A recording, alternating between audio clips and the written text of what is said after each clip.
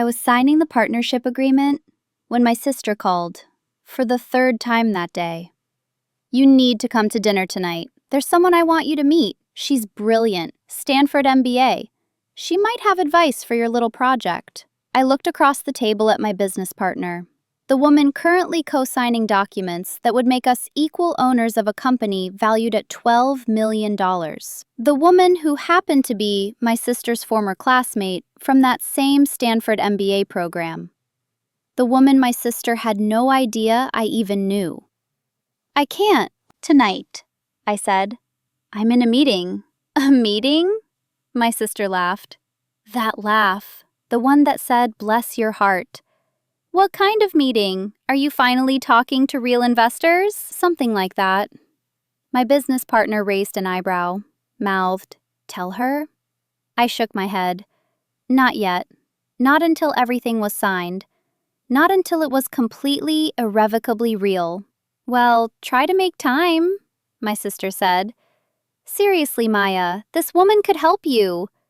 She actually knows how to build companies. She's not just playing around like you are." Playing around. That's what my sister thought I'd been doing for the past 3 years. Playing around while she built her real career. Playing around while she made real money. Playing around while she became a real success. She had no idea that the woman she wanted me to meet was currently making me a millionaire. But she was about to find out. Let me back up. My name is Maya Chen. I'm 28 years old. And my older sister Lauren has spent my entire adult life convinced that I'm going to fail at everything I try. It's not malicious. She's not trying to hurt me. She genuinely believes she's being helpful, protective, realistic. She's wrong, but she believes it. Lauren is 3 years older than me. She's always been the achiever, the one who did everything right. Perfect grades, perfect resume, perfect career trajectory.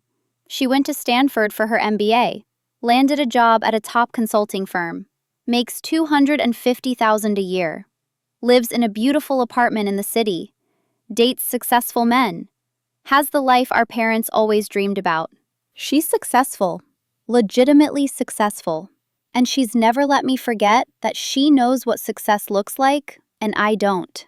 I took a different path, went to state school, majored in computer science, graduated with minimal debt and a head full of ideas, spent 2 years working as a software engineer at a mid-sized tech company, saved money, learned the industry, figured out what I wanted to build. Then I quit my job 3 years ago to start my own company. Lauren's reaction was immediate and predictable. "You're quitting? To do what?" "Start a company. I'm building a platform for—" "Maya, no, that's a terrible idea. Do you know what the failure rate is for startups? It's like 90%. I know the statistics. You have a good job, benefits, stability. Why would you throw that away to join the 90%? "Because I believe in what I'm building." She looked at me with such pity. "Belief doesn't pay rent. Stay at your job. Build your thing on the side if you really want to. But don't quit." I quit anyway. Started working on my platform full-time. It was a B2B SaaS product for small businesses, helping them automate customer relationship management in a way that was actually affordable and user-friendly. The enterprise solutions were too expensive and complicated. The cheap solutions were too limited. I was building something in between. I worked out of my apartment, lived on savings, ate ramen, coded 16 hours a day. Built the MVP, started reaching out to potential customers. Lauren called me every week to check if I'd come to my senses yet. "Have you thought about going back to your old company? I'm sure they'd take you back."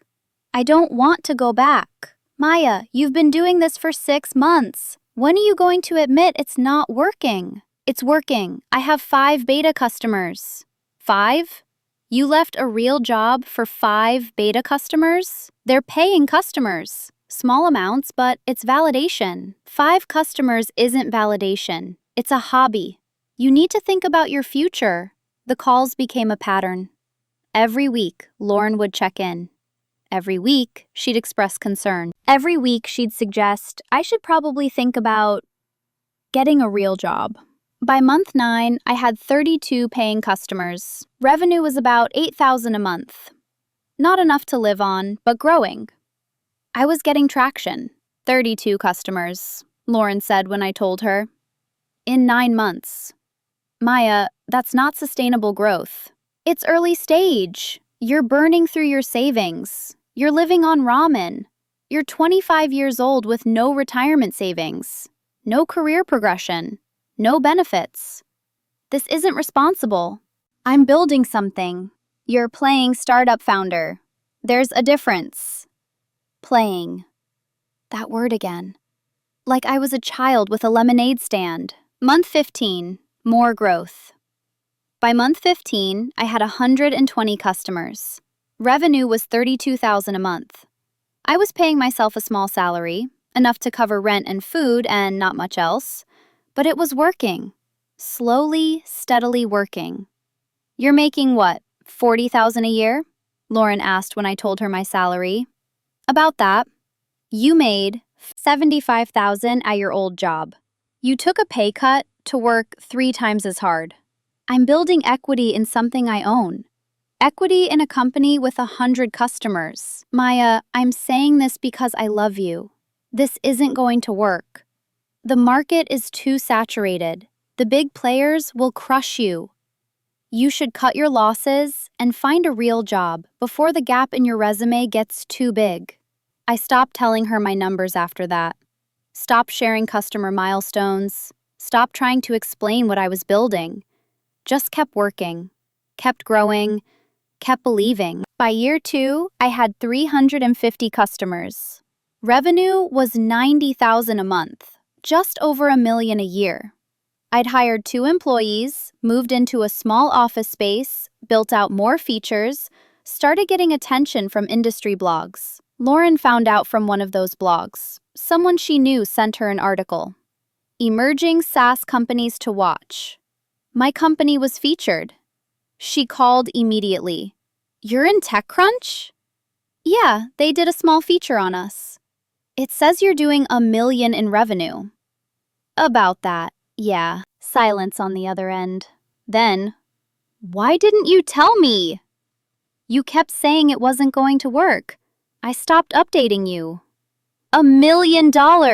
She sounded genuinely shocked. That's actually impressive. You know this is still risky, right? You're not profitable yet. You're still in the danger zone. Most startups fail in years 3 to 5. And just like that, we were back to failure statistics. Back to Lauren explaining why I should be careful, why I shouldn't get too confident, why this still might not work. I got off the phone feeling the same way I always did after talking to Lauren. Diminished. Doubtful. Like maybe she was right and I was kidding myself, but the numbers didn't lie. We were growing. Customers loved the product. Revenue was increasing month over month. We had something real. I just needed to keep building. Year 3 started with an opportunity. One of my customers, a small business owner who'd been with us since the beta, introduced me to an investor she knew. Not VC, an angel investor. Someone who believed in bootstrapped companies that had proven product-market fit. We met for coffee. I showed her our metrics, our growth trajectory, our customer retention rates, our roadmap. She was impressed. You've built something real here. Have you thought about raising capital? I've been bootstrapping. I like the control.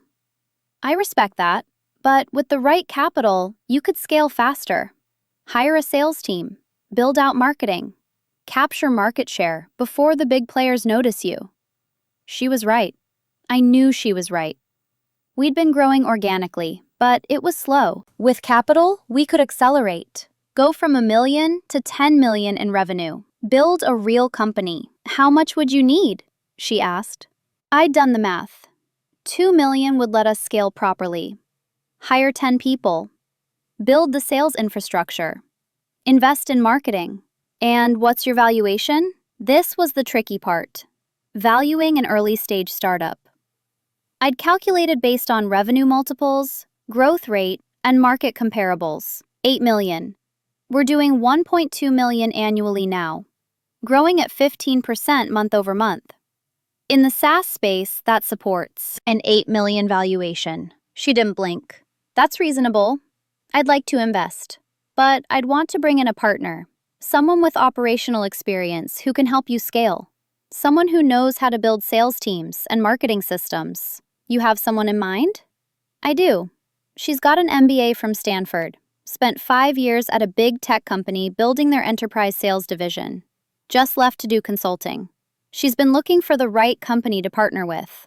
Stanford MBA, sales experience, consulting background. This person sounded perfect. I'd like to meet her. I'll set it up. We met the following week. Her name was Diana Park. She was 31, confident, articulate. She'd been at Google for 5 years, building out their enterprise solutions sales team. Grew it from 20 people to 200. Increased revenue in that division from 50 million to 300 million. She'd left 6 months ago to consult for startups, but she was bored with consulting. She wanted to build something again. We talked for 3 hours. She understood the product immediately, saw the market, opportunity, had ideas for positioning, for sales strategy, for scaling operations. This is exactly what I've been looking for, she said. A proven product with real traction, a founder who understands the technical side, a market that's underserved. This could be huge. The investor said she wanted to bring in a partner. What does that mean exactly? It means I'd come on as a co-founder and COO. I'd run sales, marketing, and operations. You'd stay CEO and run product and engineering. We'd be equal partners. Equal partners. That meant giving up equity. That meant trusting someone I'd known for 3 hours. But it also meant having someone with real expertise. Someone who could do the things I couldn't do. Someone who could help us scale. What kind of equity are you thinking? 25%. The investor would get 25% for the 2 million. You'd retain 50%. 51 if you want majority control. I'd go from owning 100% of a $1 million company to owning 50% of potentially a much bigger company. The math made sense, but it was scary. Can I think about it? Of course. Take a week. Talk to advisors. Make sure it's right. I called my lawyer. Called a mentor I'd met at a founder meetup. Called everyone except my family, because I knew what they'd say. Everyone I talked to said the same thing. This is a good deal. This is how you scale. This is the smart move. So I said yes. We spent the next month on due diligence and paperwork. The investors' lawyers, my lawyers, Diana's lawyers, everything had to be perfect. Everything had to be documented. And then we had a celebration dinner. Me, Diana, the investor, celebrating the partnership, the funding, the future. Diana mentioned she'd gone to Stanford for her MBA. Graduated 3 years ago. Great program. I did the math. 3 years ago. Lauren had graduated from Stanford's MBA program 3 years ago. Did you know Lauren Chen? I asked. She was in your program. Diana's face lit up. Lauren Chen! Yes! We were in the same cohort, same strategy class. She was brilliant. We studied together for finals. Small world. My new business partner knew. My sister. She's my sister. Diana's eyes went wide. Lauren is your sister? She never mentioned she had a sister in tech. She never mentioned you at all, actually. Of course she hadn't. Why would Lauren mention her sister who was playing around with a startup? We're not super close, I said carefully. Well, I should reach out to her.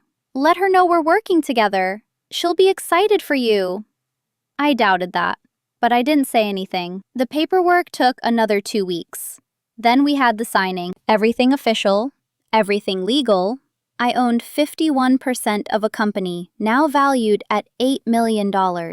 My 51% was worth approximately $4.1 million. On paper, I was a millionaire. Multiple times over. And my sister still thought I was playing around. That's when she called. 3 times in one day. Because Diana had reached out to her on LinkedIn, had mentioned they were going to be working together, had assumed Lauren knew about the partnership. Lauren had no idea, and she was calling to give me advice about this brilliant Stanford classmate who might be able to help my little project. I signed the last document, smiled at Diana, turned my phone off. Not telling her yet? Diana asked. Not until everything is final. She's going to have opinions. What kind of opinions? The kind where she explains why this is risky and I should be careful, and this still might not work. Diana raised an eyebrow. She knows you're about to be a millionaire, right? She knows I run a small company. She doesn't know the numbers. She doesn't know about the funding. She doesn't know about you. You should tell her. I will, just not yet. We finished signing, shook hands, hugged, popped a bottle of champagne, celebrated. Then I turned my phone back on. 17 texts from Lauren, 6 missed calls.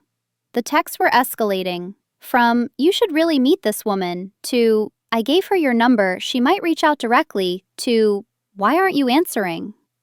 I called her back. Finally, where have you been? I told you, in a meeting. Well, it's over now, right?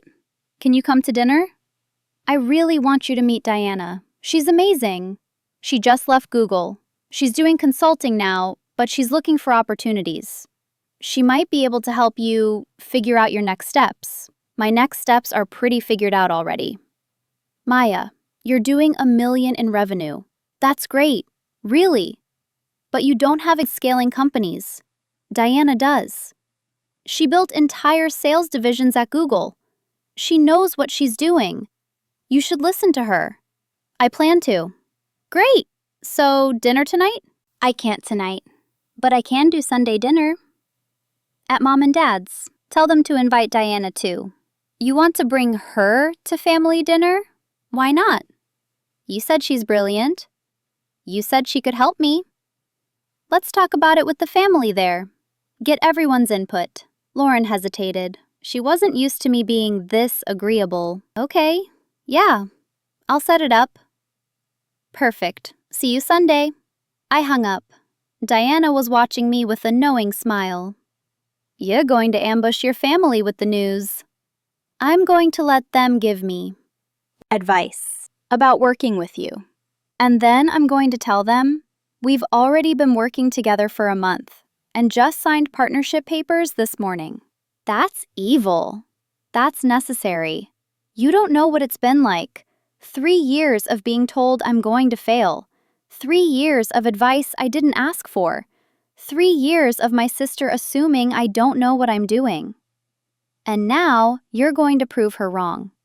I'm going to prove her wrong in front of our entire family, while her Stanford classmate watches. Diana grinned. I like the way you think. Dinner set up. Sunday dinner at my parents' house. My mother had made her usual spread. Too much food, too much fuss. Everyone seated around the table like we did every month for family updates. My father at the head, my mother to his right, Lauren to his left with her boyfriend Mark, me across from Lauren, and Diana, my business partner and secret co-founder, sitting next to me as a guest. My mother was thrilled to have someone new at dinner. Diana, Lauren has told us so much about you. Stanford MBA, and you worked at Google. That's wonderful. Diana smiled graciously. Thank you for having me. Lauren and I had such great times in the MBA program. And now you're consulting? My father asked. I was. I recently joined a company as COO. We just finalized. How exciting! What company? Diana glanced at me. I gave her a small nod. Not yet. I'll tell you more about it in a bit. First, I'd love to hear what everyone does. The table went around. My father and his dental practice, my mother and her teaching career, Lauren and her consulting job, Mark and his finance work. Then they got to me. Maya's building a little software company, Lauren said. Had to get in there before I could speak. It's been growing, which is great, but she's at a point where she needs help scaling. That's actually why I wanted her to meet you, Diana. Oh? Diana said innocently. Yes, Maya doesn't have experience building sales teams or marketing divisions, and you do. I thought maybe you could give her some advice. Help her think about her next steps. What kind of advice did you have in mind? Diana asked. This was perfect. This was exactly what I needed. Lauren, fully in her element, ready to explain what I should do. Well, Maya's been bootstrapping, which is fine for early stages, but she's hit a ceiling. She needs capital. She needs expertise. She needs people who actually know how to scale companies. You don't think Maya knows how to scale? Diana asked. Her tone was still innocent, genuinely curious. It's not that she doesn't know, it's that she doesn't have experience. She's never done this before. She's a good engineer, but she's not a business person. She needs help from people who've built real companies. My mother nodded along. My father looked thoughtful. Mark was checking his phone. What would you suggest she do? Diana asked. Lauren leaned forward, warming up to her topic. I think she should look for investors. Real investors. Not friends and family. People who can bring more than just capital. People with networks and expertise. And then what? Then she should hire experienced operators. Bring in a real COO or VP of sales. Someone who's done this before at scale. Someone from Google or Salesforce. Or a company that actually knows how to build sales divisions. Someone like you? I asked quietly. Lauren smiled. I wasn't going to say it, but yes, someone like Diana. Someone who's built teams. Someone who understands enterprise sales. That's interesting advice, Diana said. It's the only way to scale. You can't bootstrap your way to 10 million. You need capital and expertise. And you think Maya doesn't have the ability to attract that kind of expertise? I didn't say that. You said she needs help from people who've built real companies. You said she's not a business person. You said she needs someone who actually knows what they're doing. Lauren's smile faltered. I know what you meant, Diana said. Her tone was still pleasant, but there was steel underneath. You meant that your sister, who built a company from 0 to over $1 million in revenue in 3 years with no funding and no help, isn't capable of taking it to the next level without someone more experienced stepping in. The table went quiet. That's not what I meant, Lauren said. Then what did you mean? I just think she could benefit from expertise. She has expertise. She's the expert. She built the product. She found the customers. She created the business model. She's been the CEO, CTO, and head of sales for 3 years. She has more startup expertise than people twice her age. Lauren looked at me.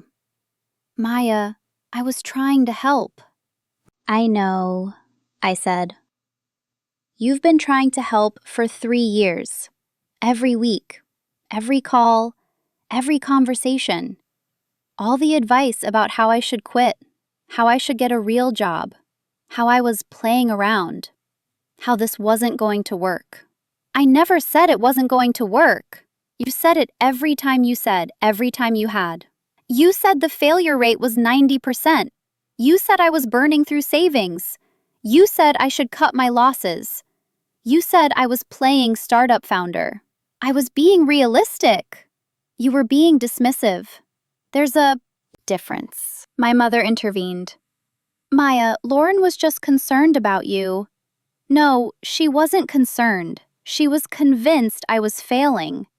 And she couldn't wait to be proven right. That's not fair. I've always supported you. You've never supported me. You've tolerated my choices while waiting for me to come to my senses. Diana cleared her throat. I think there's something you should all know. Everyone turned to look at her. Maya mentioned wanting to bring me to dinner to discuss her next steps. But the truth is, we've already discussed them. Extensively. Over the past 6 weeks. Lauren's face was confused. What do you mean? I mean, I'm not here to give Maya advice. I'm here as her business partner. Silence. Complete, total silence. What? Lauren's voice was barely a whisper. Maya and I signed this week. I'm coming on as COO. Equal partner. We just closed a $2 million funding round. The company is now valued at $8 million. My father's fork clattered onto his plate. $8 million? My mother said. Yes. Maya owns 51%, which means her equity is currently worth approximately $4.1 million. Lauren was staring at me. You're a millionaire? On paper, yeah. And you didn't tell me? You never asked. You just assumed I was still playing around. But Diana, you're working together? You knew about this? Lauren looked at Diana with something like betrayal. Maya and I met through an investor 6 weeks ago. We clicked immediately. She's brilliant. The product is incredible. The growth trajectory is exactly what I was looking for. This is the opportunity I've been waiting for since I left Google. But you're from Stanford. You worked at Google. You're more qualified than your sister? Diana asked. Is that what you were going to say? No, I just meant, you meant that someone with my background wouldn't partner with someone like Maya unless there was something real here. Unless the company was actually valuable. Unless Maya actually knew what she was doing. Lauren's face was red. I didn't mean it like that. Yes, you did. And that's fine. But you should know that Maya is one of the smartest founders I've ever met. She built something from nothing. She created a product that customers love. She found product market fit without any help. She's generated over $1 million in revenue while working out of her apartment. And now we're going to scale it together. We're projecting $10 million in revenue within 18 months. 10 million, my father repeated. Conservative estimate. The market opportunity is actually much larger. We could hit 50 million in 3 to 5 years. My mother was looking at me like she'd never seen me before. Maya, why didn't you tell us? Because every time I tried to share what I was building, I got told it wasn't going to work. Every milestone I mentioned got minimized. Every success got qualified. So I stopped sharing. But we're your family, Lauren said. Her voice cracked. We should have been the first to know. You should have been the first to believe in me. Instead, you were the first to doubt. The table went silent again. My father looked uncomfortable. My mother looked sad.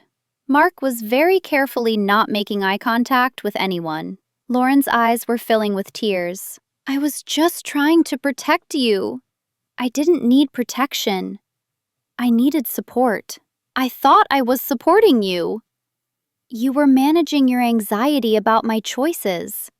That's different from supporting me. Diana stood up. I should probably go. This seems like a family conversation. No, I said. Stay. You're part of this now. Partner, remember? She sat back down, smiled at me. Partner. The rest of dinner was awkward, stilted. My mother tried to ask questions about the business. My father wanted to know about the investors. Mark congratulated me quietly. Lauren barely spoke. Just sat there, looking like her entire worldview had been shattered. When we were leaving, she caught my arm. Can we talk? Just the two of us? What's there to talk about? I'm sorry, really sorry. I didn't realize. I didn't understand. You didn't listen. That's the problem. I told you what I was building. I shared my progress. I gave you numbers. You just couldn't imagine that I might actually succeed. That's not true. It is true. And you know what the worst part is? You're not even happy for me. You're shocked. You're embarrassed. You're trying to figure out how you missed this. But you're not actually happy that I succeeded. Tears spilled down her cheeks. I am happy for you. Are you? Or are you just upset that your little sister did something you didn't think was possible? I always knew you were smart. You knew I was smart at coding. You didn't think I was smart at business. You didn't think I could build a company. You didn't think I understood how the real world worked. You thought I was naive and stubborn and headed for failure. I was wrong. Yeah, you were. She grabbed my hand. Please, I know I screwed up. I know I should have believed in you. But I want to make it right. I want to support you now.